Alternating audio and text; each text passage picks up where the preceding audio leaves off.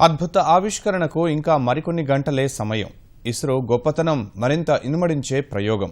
భారత్ కీర్తి కిరీటంలో మరో కలికితురాయి చేరే తరుణం ఆసనమైంది. బాహుబలిలా మారి 104 ఉపగ్రహాలు మోసుకుపోయేందుకు పిఎస్ఎల్వి వాహక నౌక సన్నద్ధమైంది. బుధవారం జరిగే ప్రయోగానికి సర్వం సిద్ధమైంది.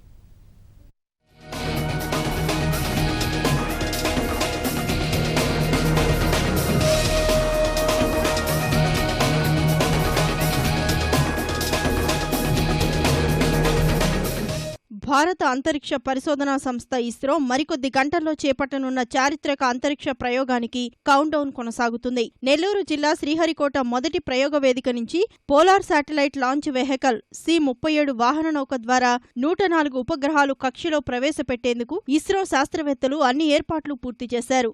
అంతరిక్ష ప్రయోగాల్లో ప్రపంచంలోనే అద్భుతం కానున్న ఈ అమోఘ ఘట్టం ఆవిష్కరణ వేళ అగ్రదేశాలన్నీ ఆసక్తిగా పరిశీలిస్తున్నాయి.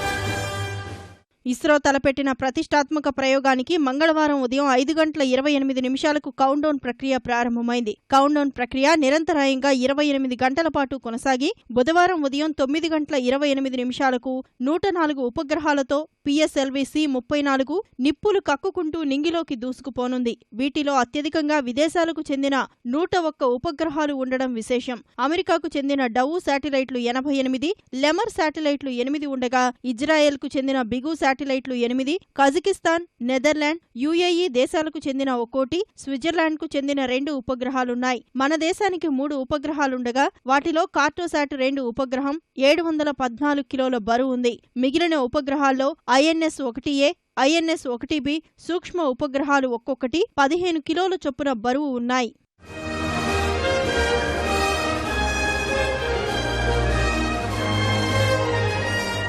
మన దేశానికి చెందిన కార్టోశాట్ ఉపగ్రహాన్ని భూ పరిశీలన నిమిత్తం పంపుతున్నారు. ఇది రక్షణ శాఖకు ఎంతగానో ఉపయోగపడనుంది.